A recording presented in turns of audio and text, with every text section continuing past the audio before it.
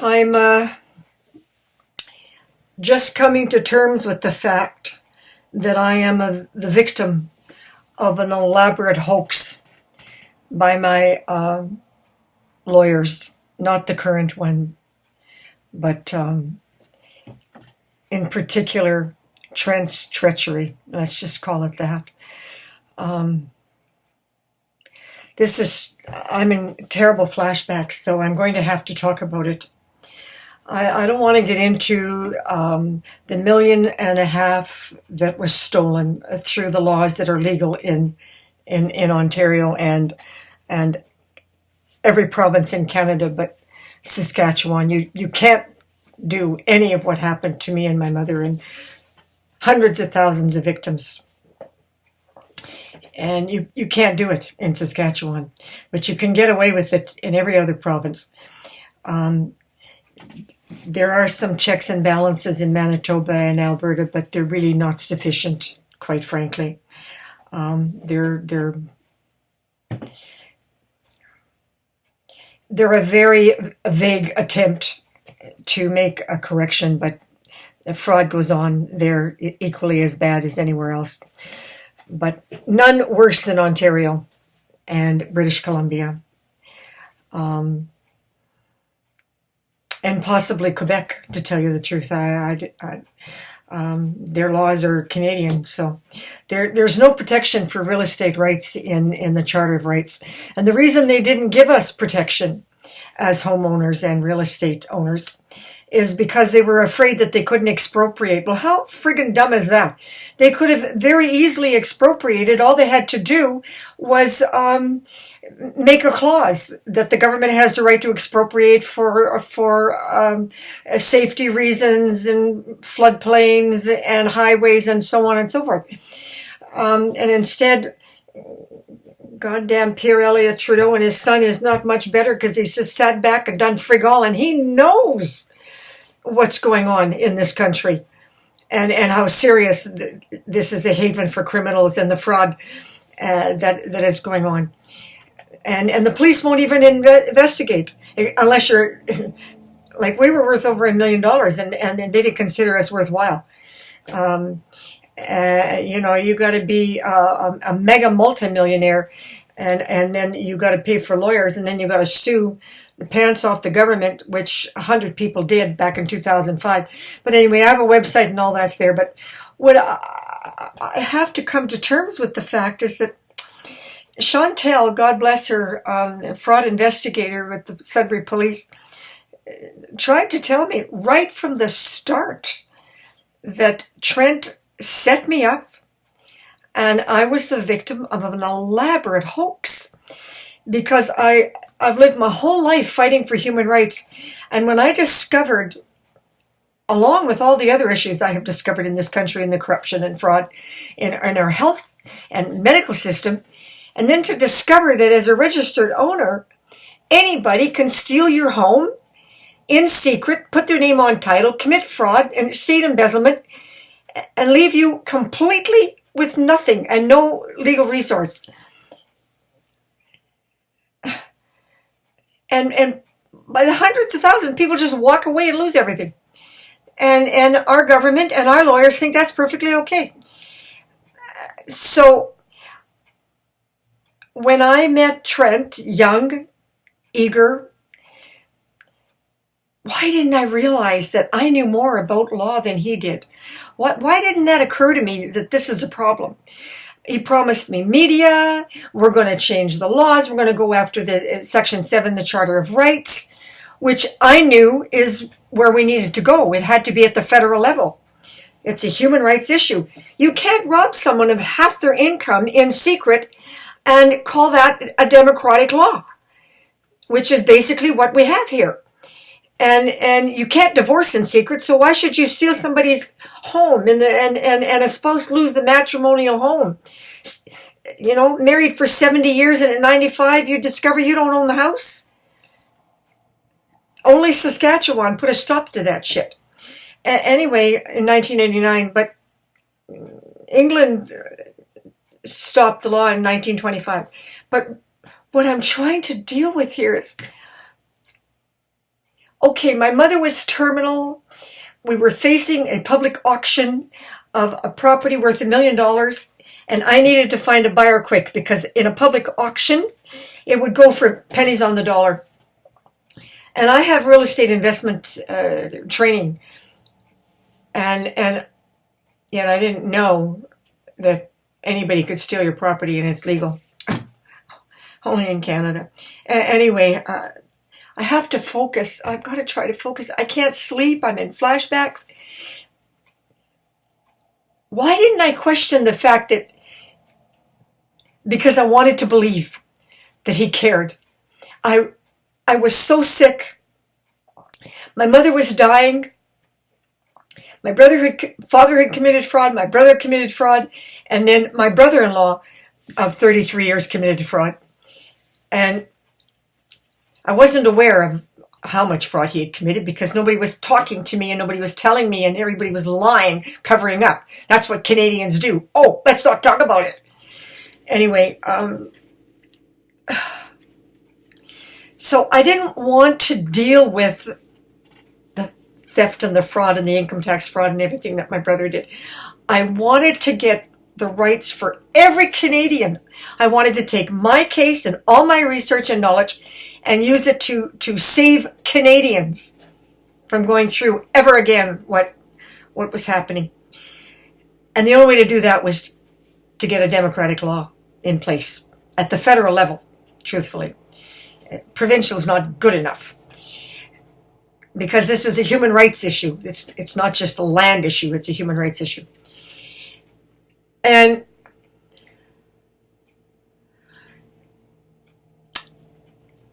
from there, I'm paying tens of thousands of dollars to do all this research because I'm a speed reader. Now, I was so sick and paraplegic. I've got a tumor that did nerve damage because I'm going back to 2015, 16. And why didn't I see? Why didn't I know that he was up to no good? When he had me doing all the work and knew all the research. Well, his argument was he had a client who complained about how much money it was costing, so he wanted me to work with him so I would know that the charges were legitimate. I didn't even care that I was doing all the work and paying for it. I just wanted rights, people. I just wanted rights so bad. And that's where I made myself vulnerable. Because I cared more about you, everybody out there. I cared about you more than I cared about me. I completely put myself as a sacrificial lamb on the table. Do with me what you want, Trent. Take all my money. Just let me help Canadians. Yeah, that's how I became the victim of such a hoax. But I'm in flashbacks thinking, Dan is carrying me up the stairs. I'm in pain. They have to feed me 2 and 3 cups of coffee and get coffee into me so that my brain can function. Didn't matter if my body wasn't functional. I had my brain damage in remission through okra, and it's another long story. Like, don't let me sidetrack. And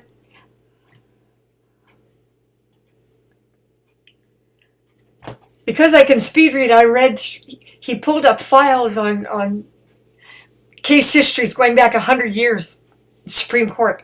And I could read that stuff. Speed read it. I could do in 2 hours what he couldn't do in 6 months. But that was okay. And I paid him tens of thousands of dollars for the privilege. And yet I never got a copy of anything. And that never even bothered me. I trusted him so completely. And why did I trust him? Because I wanted to believe that he cared. My mother's dying. I'm in pain. And he had no compassion whatsoever. But I didn't want to believe that. And then when the real estate sale of the estate finally went through, and I got ripped off by Doug McIsaac of the matrimonial home, that's a whole other, I'm not going to go into that. We could have split, and I could have had the. Now, see, that's a whole other thing. You see, Doug McIsaac, my brother-in-law of 33 years. Oh, Mom's dying. Trudy's so sick she can barely speak. Oh, I got myself a deal here. And there were people. His secretary knew what he was up to. Nobody warned me. He took his best friends, everybody he ever knew, tried to take his son-in-law and daughter. No doubt he took his mother. Everybody covered it up. Nobody talked about it, you see. So my dad looked up to his brother, who was a businessman with 31 properties and Mr. Big Shot. He was running a Ponzi scheme with the banks. And he never went to jail and never got charged. How do you like that? Oh, yeah. See, that's typical in Canada, okay? Typical.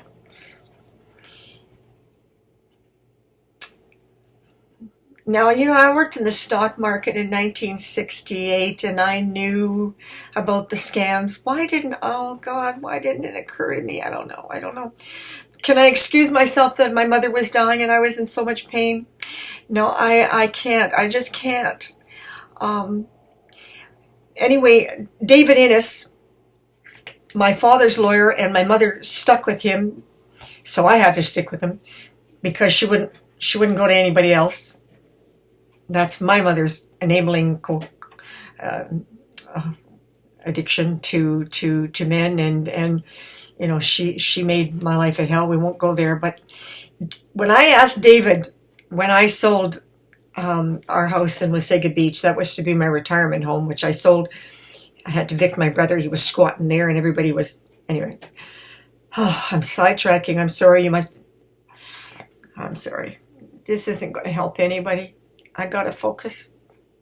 But I had such a beautiful home, and I sold it for half its worth to pay off her debts. I couldn't bear to see her in abject poverty. I couldn't see to bear a woman who had been so brutally treated and brutalized by my father, sadistic maniac. She was so dysfunctional, so codependent. I've been taking care of her since I was 7 years old, and I couldn't bear to see her in poverty. I just couldn't bear it. So again, what did I do? I self-sacrificed myself. And I lost all this support, thousands of people who supported my work, my human rights efforts, which had nothing to do with real estate at the time. It was about diets for disease control and canola oil causing disease. And anyway, I asked David Innes to keep it in trust because of my disease. I know I'm vulnerable. And sometimes I can't read, and I can't write, and I may have all this genius intellect and education, but when I'm in an attack, everything shuts down. I can't walk, can't talk, can't read, can't comprehend what I'm looking at. I'm an easy prey. And he was fine with that. Through his office, we paid off all her debts so I'd have a running record, which I lost. And he filed and can't find. What difference does it make? The point is, he did what I asked. He protected me. He kept the money so that if I needed money, I had to go to him and I had to justify it. So nobody could cheat me, you see? I had somebody to protect me. Even though he had a conflict of interest and he was my father's lawyer, and I really should have had another lawyer. He was a good person and he cared. And lots of times he didn't charge me anything when we did, but anyway. When all that money came through, over $200,000, I begged Trent to put it in trust to protect me. And he refused. Why didn't I see then that something was wrong? Then Doug somehow, I never told him that we'd been transferred this money. I wanted it all in court. I didn't want any of the money to come out of court. But Trent insisted on taking the money. Oh yeah, right, so he could grab his 100,000. Well, he didn't get that much. He only got 70, but close enough. And Doug came to me and he lied to me, and he said that that the person who was on title didn't really own the properties, and that if I didn't give him the money by 5 o'clock, this is 3 o'clock in the afternoon, and I'm all alone and I'm crippled, that we were going to face eviction, that the banks were going to foreclose. Now the whole thing was a lie. But I'm so programmed to protect my mother that I rushed he drove me to the bank and I handed him the money. And if that wasn't bad enough, after all that, Trent put me through all that research into the Charter of Rights and all those case histories and the Supreme Court and all the fraud that's been committed because of secret filing, and all the spouses that lost their home because of severance of joint tenancy in secret, and all the people that lost their home for mortgage fraud, particularly the 100 in 2005, over 100 people in Toronto area. And then I got, with the help of a lawyer in Newfoundland, evidence about secret filing was banned in England, New South Wales. I found that research. Trent didn't.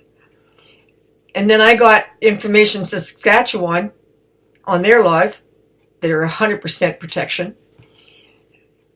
And now the bill is $50,000. And I've done all this work. And I was working on getting Manitoba, who had banned secret filing. Their laws are still many loopholes, and you can sever without consent the matrimonial home, even if you're not in a separation or a divorce and you're living together and you've shared and everything. You cannot inherit your matrimonial home in any other province but Saskatchewan. It's the only place who has spousal protection. So I suddenly got a bill for $10,000, and I'd run out of money. And I was upset. And when he realized I had run out of money, fucking fired me. Heartless bastard. And I still couldn't believe. I thought I'd done something wrong. And then he said I did something wrong. I was disrespectful. Legal loophole in Ontario and Canada. A lawyer can fire you by simply saying you were disrespectful. And I didn't have a contract to prove that he had promised media that this is what I was paying for, that he had promised to take it to the Supreme Court and file under Section 7 of the Charter of Rights. So I had nothing. I had no affidavit. I didn't even have an affidavit. There was some bogus shit that he filed in court in May that was completely incomplete, and I had nothing. I didn't have a copy of the affidavit. I didn't have a copy of the documents. Well, I'd gotten all the documents. I gave them to him. He didn't. He didn't know where to look. I'm the one who went to the registry office to get all the documents with the help of Elio and other developers. And then after a while, the manager at the registry, I could go by myself. She said, Trudi, anytime you come in here, you need help, I'll do it for you. Yeah, they all felt really, really bad at the government office. But you know who didn't feel bad? Was City Hall. We were facing a public auction for an estate worth over $1 million because my brother didn't pay the taxes. And as registered owners, we didn't even get the right to be notified that the taxes were not being paid. And they had a legal right to do that. And as executor of my father's will, He had the legal right to do whatever he wanted. Yeah, to do whatever he wanted. And the only way to stop him was to go to court and get a lawyer and spend another $100,000.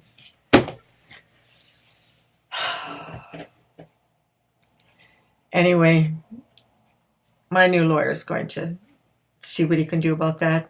There are some issues there. Even though what he did was legal, he did commit fraud, income tax fraud. And I've got plenty of evidence of misappropriation of funds and how his family used the estate as if they owned it. And I mean, my brother was never a good person to begin with, so I should have expected that from him, which I didn't. I don't know how could I have been born so naive? I worked in the stock market and the real estate brokers, and I saw fraud up and down the yin yang. But never once did it occur to me that it was legal. Yeah, only in Canada. But I can't sleep. I keep seeing all that work and the pain and suffering. And he set me up for such a hoax. Never had any intentions of filing.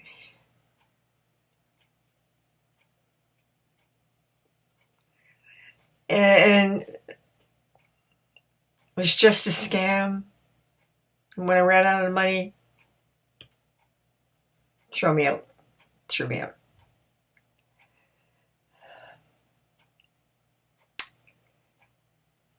I don't know. Yeah, there were signs looking back.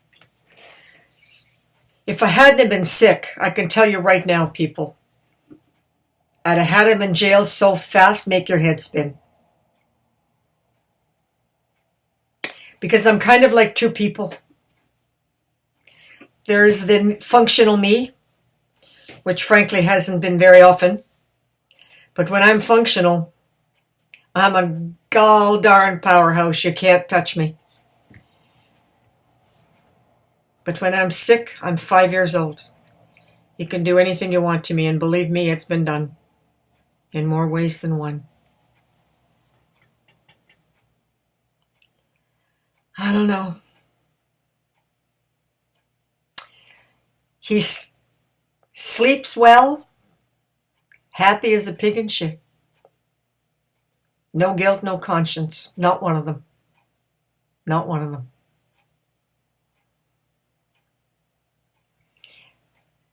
And that was my life's work. Because the media publicity would have mushroomed around the world, and I would have gotten the right to know what's in my food for every child with an allergy and every person in Canada. And I would have gotten human rights for every registered owner. Yes, because I had the evidence and I had the proof that it is a violation of human rights. And now, money's gone, house is gone, homeless, living with my boyfriend, and trying to come to terms with my terrible mistakes. Shouldn't come back to Sudbury. A prophet who died when I was 19 years old told me, get the hell out of Sudbury and don't ever come back. Because, you know, even though the law may be okay to commit fraud in Toronto, but the police would help me. Even though the law was okay to commit fraud and do the shit that my brother was doing in Wasaga and Collingwood, the police would help me because they had compassion. But here, do you know what the police said? It's civil. Pay for it.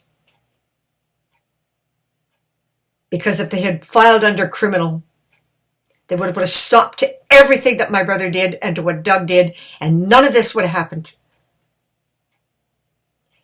But they wouldn't lift a finger to do it. You know why? Because they didn't want the taxpayer to pay for it. make the bitch pay for it. Yeah. This is not a nice town. The apathy in this city is just unbelievable. But I have a saying, bloom where I am planted. They have wonderful dance groups here. And although my days on my feet dancing or skiing or having any real pleasure in life are very limited, I can't get that down south. I'm allergic to the planet. I live in a gas mask. I can't go to Toronto to get everything. Collingwood has nothing compared to the ski hills here for cross country. And there's no dancing worth spitting at. And we have amazing ballroom dancing and disco dancing and Carol and her dancing feet. Well, I can't do it, but boy, talk about a workout. And Zumba, too early in the morning for me, 11 o'clock, 10 o'clock in the morning, but we've got the most amazing belly dance Zumba on the planet. Colette Paquette. C'est bon. So, yeah. How do I come to terms with it really was a hoax, an elaborate hoax, right from the start. Chantel was right.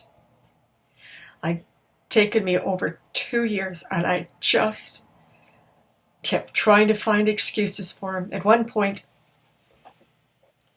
in my mind, I believe because he uses medical marijuana, that he had gone schizophrenic on me and had brain damage.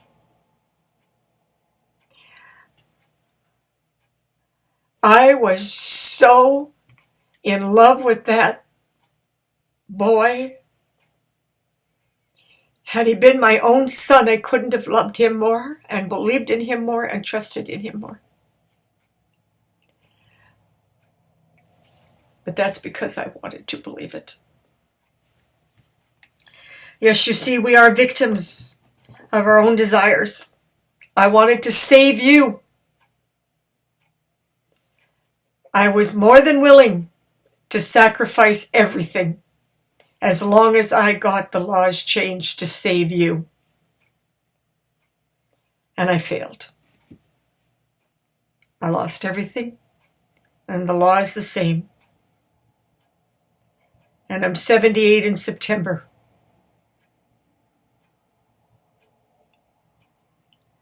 And it was a waste.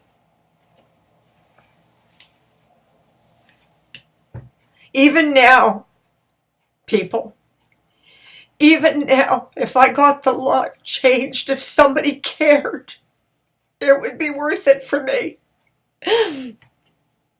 Even now. But I have to die knowing that it won't happen. It will never happen. And this evil will continue infinitum. Because Canadians will never revolt and never get a democracy. It'll never happen. The Arctic will melt. New York, Maritimes, and the West Coast will all be in the ocean before any of that ever happens. And even then, I doubt it. Oh, God, please help me. God, help me. Don't let our government continue to do this to people. Please, I'm begging you, God. Give me that miracle. And give Canadians the democracy they deserve.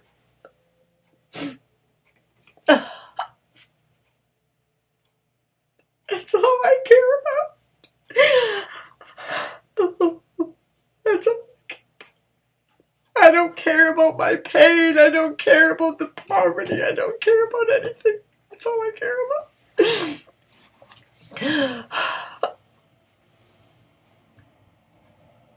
But there's no hope. There's no hope. There's no hope.